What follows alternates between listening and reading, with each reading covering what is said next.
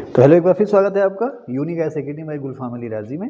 आज फिर से पॉलिटी का सेशन है और पॉलिटी के सेशन में हम आज आपसे बात करेंगे कि सरकार क्या होती है, सरकार के अंग यानी कि सरकार के अलग अलग हिस्से क्या होते हैं। कार्यपालिका, विधायिका, न्यायपालिका, इन्हें हम सरकार के हिस्से कहते हैं।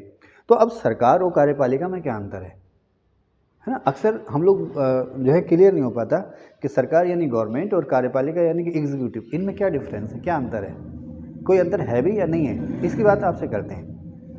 अब देखो, इंग्लिश का एक शब्द है गवर्न। गवर्न का मतलब शासन करना।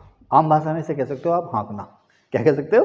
हाँकना। जैसे बैलगाड़ी होती है ना, तो बैलगाड़ी में बैल जुड़े हुए जुए से, पीछे गाड़ी है और आपके हाथ में उनकी रस्सी है ना। उस रस्सी से आप उस बैलगाड़ी को चला रहे हैं, हाँक रहे हैं। लेकिन भैया लोकतंत्र में जनता को हाँका नहीं जाता है ना। लोकतंत्र में जनता को हाँका नहीं जाता है, जनता पर शासन किया जाता है और जनता के ही प्रतिनिधि यानी कि जनता के ही नुमाइंदे खुद जनता पर शासन करते हैं। कुल मिला के मैंने आपको समझाने के लिए कहा कि गवर्न का मतलब क्या है, शासन करना, चलाना या हाँकना, है ना। लेकिन आधुनिक लोकतंत्रों में हाँका नहीं जाता है। अब किसका राज है? नियम कानूनों का राज है ना। अब संविधान का राज है, लोकतंत्र का राज है, जनता का राज है। तो हम ये नहीं कह सकते कि साहब हाँका जा रहा है, हम कहेंगे शासन करना। तो गवर्न शब्द का अर्थ है शासन करना, इसी से बना है गवर्नमेंट। इसी से क्या बना? गवर्नमेंट। गवर्नमेंट या शासक या सरकार, जिसके पास पूरे देश की सत्ता है, जिसके पास पूरे देश पर नियंत्रण है। सरकार के जितने भी हिस्से हैं, चाहे वो संसद हो जिसे आप विधायिका कहते हैं, चाहे वो कोर्ट हो जिसे आप न्यायपालिका कहते हैं, या खुद सरकार जिसका एक हिस्सा कार्यपालिका जिसे आप कहते हैं, उस पर जिसका उन सब पर जिसका कंट्रोल है वही है सरकार। देश में नीचे पटवारी से लेकर ऊपर सचिव तक, इन सब पर जिसका कंट्रोल है वही है सरकार।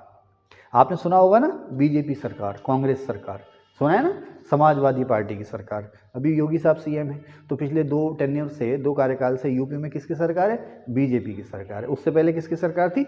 समाजवादी पार्टी की सरकार। आपके पड़ोस में हिमाचल में किसकी सरकार है? कांग्रेस की। आपके उत्तराखंड में किसकी सरकार है? बीजेपी की। केंद्र में किसकी सरकार है? बीजेपी की। समझ रहे ना, सुनते ना, बीजेपी सरकार, सुनते ना, बीजेपी सरकार, कांग्रेस सरकार, टीएमसी सरकार, डीएमके सरकार, सुनते ना।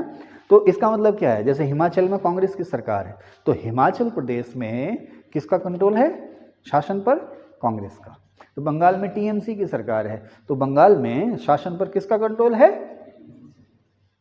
टीएमसी का। यानी कि वहां किसकी सरकार है? टीएमसी की। तो देश की या राज्य की सत्ता पर जिसका नियंत्रण है, कानूनी नियंत्रण है, वो सरकार है या वो सरकार चलाता है। ठीक है साहब, अब समझ गए आप।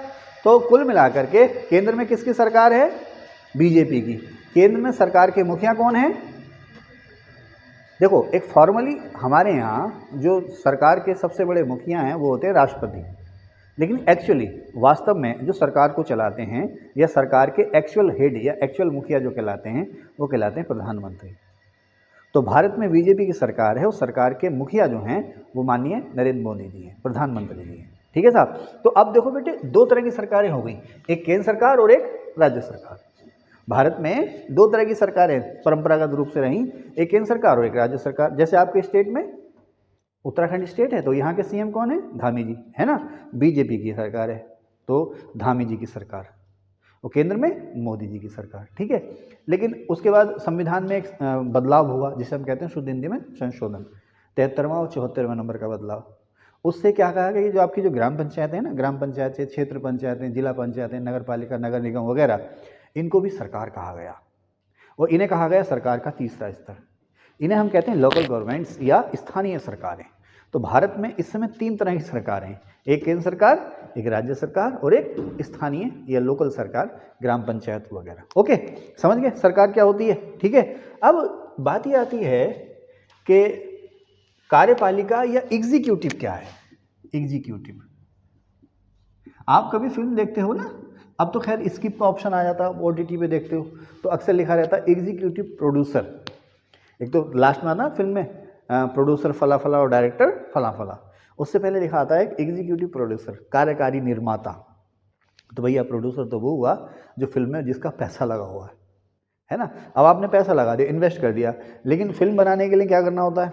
कहाँ से कैमरा आएगा, कहाँ से ड्रोन आएगा, कहाँ से ट्रॉली आएगी, कौन हीरो होगा, कौन हीरोइन होगा, सेट कहाँ पर लगेगा, किससे परमिशन लेनी है शूटिंग की, तमाम झमेले होते हैं ना।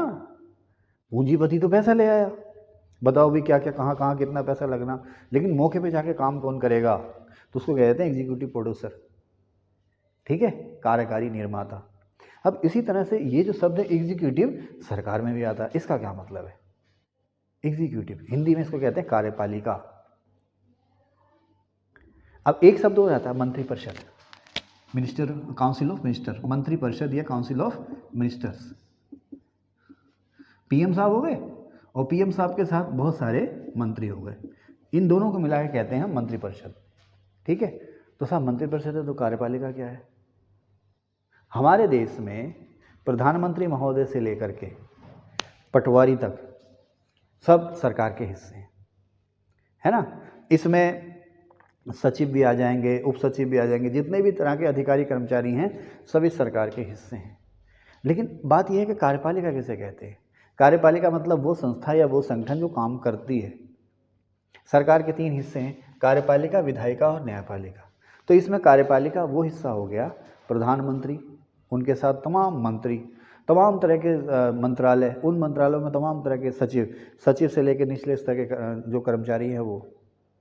अब वहाँ पर राज्यों में आ जाओ, राज्यों के जो हैं कि मुख्यमंत्री, राज्यपाल, गवर्नर, राज्यों में मंडलों में आ जाओ, डीएम वगैरह में आ जाओ, ये सारे के सारे जो हैं ये क्या कहलाते हैं? कार्यपालिका कहलाते हैं। गुलफाम थोड़ा पीछे जाना, नहीं तो ये तो फ्लॉप हो जाएगा, ठीक है। तो इसका मतलब क्या है कार्यपालिका का, कैसे समझाऊं मैं तुम्हें, बड़े ना समझो। सरकार समझ गए? सरकार, अब देखो अब आप देखो, सरकार समझ गए, यानी कि देश की या राज्य की सत्ता, अथॉरिटी किसके पास है, या देश या राज्य पर नियंत्रण किसका है, ठीक है साहब। अब आपने कंट्रोल तो कर लिया, लेकिन अब काम भी तो करने हैं, चलाना भी तो है, सैलरी भी निकालनी है, सैलरी के लिए पैसा कहाँ से आएगा, तमाम तरह की प्लानिंग्स आपने बना रखी हैं, वो पैसा कहाँ से आएगा, किस तरह से लोगों के लिए वो पैसा लगाया जाएगा, सड़क कहाँ बनेगी, रेल कहाँ बनेगी, है ना, हवाई अड्डा कहाँ बनेगा, जंगल कैसे बचेंगे, खेत कैसे बचेंगे, खलिहान कैसे बचेंगे, विदेशों से किस तरह से बातचीत होगी, विदेशी संबंध क्या होंगे, काम भी तो करने। यही थोड़ी कि सत्ता ले ली अपने हाथ में, बैठ गए सिंहासन पर, जैसे पुराने ज़माने के राजा महाराजा होते थे, जनता पीस रही है तो पीसी रही है, खुशहाल है तो खुशहाली है ना। अब इस सत्ता को चलाने के लिए काम भी करने हैं, लोगों के लिए, सत्ता को लोगों के लिए काम करने हैं, सत्ता को बनाए रखने के लिए काम करने हैं, लोगों के लिए अच्छे काम करने हैं, जिससे कि लोग आपके प्रशंसक हो जाए और आपकी सत्ता हमेशा बनी रहे। तो इस सत्ता में या इस सरकार में वो संस्थाएं, वो अधिकारी कर्मचारी जो काम सीधे करते हैं, सीधे काम करते हैं, काम सीधे टेढ़े नहीं, जो सीधे काम करते हुए दिखाई देते हैं। कौन दिखाई देते हैं? देखो, प्रधानमंत्री साहब, तमाम मंत्री, प्रधानमंत्री, मंत्री, उनके तमाम सचिव, सेक्रेटरी, और सचिवालय, सचिवों के नीचे बैठे हैं डायरेक्टर, निदेशक जिसे आप कहते हैं। उसके बाद आप आ जाओ स्टेट्स में, मुख्यमंत्री साहब, मंत्री। इसके अलावा मुख्यमंत्रियों के साथ तमाम तरह के सचिव, तमाम तरह के निदेशक यानी कि निदेशालय। जिलों में आ जाओ डीएम, एसडीएम, तहसीलदार, नायब तहसीलदार, पटवारी, समझ रहे ना, समझ रहे में, कमिश्नर। ये सारे के सारे एक चेन है, नीचे से लेकर ऊपर तक, पटवारी से लेकर प्रधानमंत्री तक, जो सत्ता के या सरकार के या शासन के कामों को करते हैं। या कह सकते हैं कि सरकार योजनाएं बना रही हैं तो ये उन योजनाओं को एग्जीक्यूट कर रहे हैं। यह कह सकते हो कि आपने एक पुतला बना दिया, ये उस पुतले में जान फूंक रहे हैं, है ना। आपने एक बहुत अच्छा खासा पुतला बना दिया, लेकिन उसके अंदर सांस तो नहीं है ना। तो अगर सत्ता या शासन या अथॉरिटी या गवर्नमेंट एक मॉडल है, एक योजना है, तो इसमें प्राण फूंकने के लिए जो ज़रूरी चीज़ है या ऑक्सीजन है, ये सारे के सारे अधिकारी कर्मचारी हैं।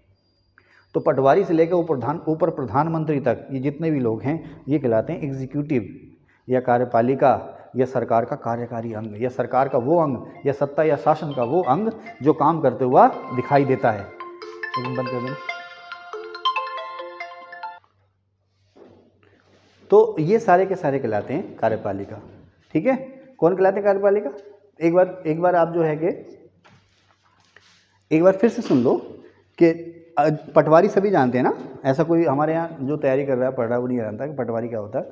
तो विलेज लेवल पर आप पटवारी और एक और होता है बीपीडीओ, विलेज पंचायत डेवलपमेंट ऑफिसर, जिसे आमतौर पर ग्राम सेवक या ग्राम पंचायत सेक्रेटरी भी कहते हैं। तो वहाँ से लेकर के प्रधानमंत्री तक ये सारे के सारे जो हैं वो कार्यपालिका के हिस्से हैं।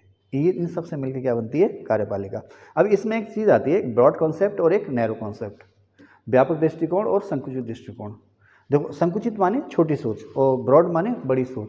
तो अगर हम ब्रॉड कॉन्सेप्ट की बात करें तो प्रधानमंत्री से लेकर के पटवारी तक सारे के सारे जो है वो कार्यपालिका के हिस्से हैं। लेकिन आमतौर पर अगर हम नैरो कॉन्सेप्ट की बात करें या आम बुद्धि की बात करें तो प्रधानमंत्री और उनकी मंत्रिपरिषद के सदस्य, यानी कि प्रधानमंत्री और सारे के सारे मंत्री, और राज्यों में मुख्यमंत्री और उनकी मंत्रिपरिषद के सदस्य, ये सारे के सारे कहलाते हैं कार्यपालिका आमतौर पर।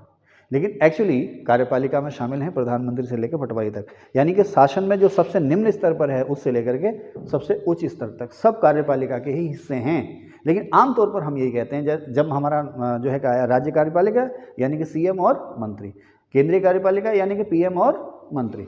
तो इस तरह से सरकार के दो हिस्से हैं, एक केंद्र सरकार और एक राज्य सरकार, और तीसरा लास्ट में 1993-94 में जिसे हमने कहा स्थानीय सरकार। ठीक है।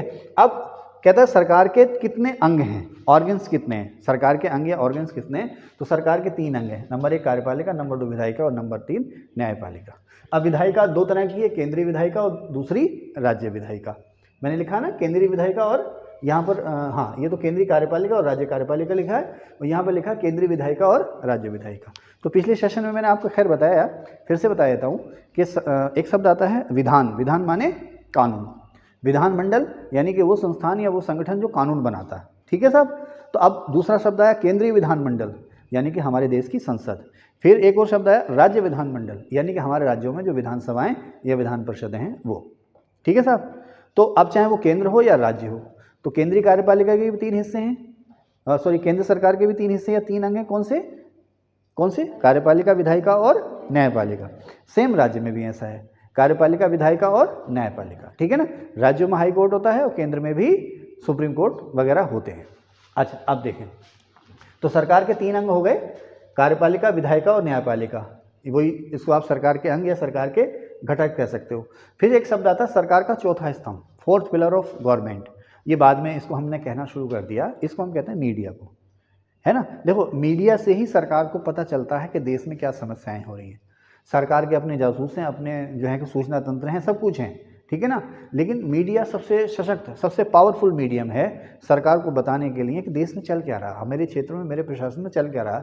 अक्सर जो अधिकारियों की ट्रेनिंग्स होती है ना, तो उसमें कहा जाता है कि भैया जब घर से निकलो तो अखबार जरूर पढ़ के निकलना, क्योंकि मीडिया से ही आपको पता चलेगा कहाँ क्या समस्या है।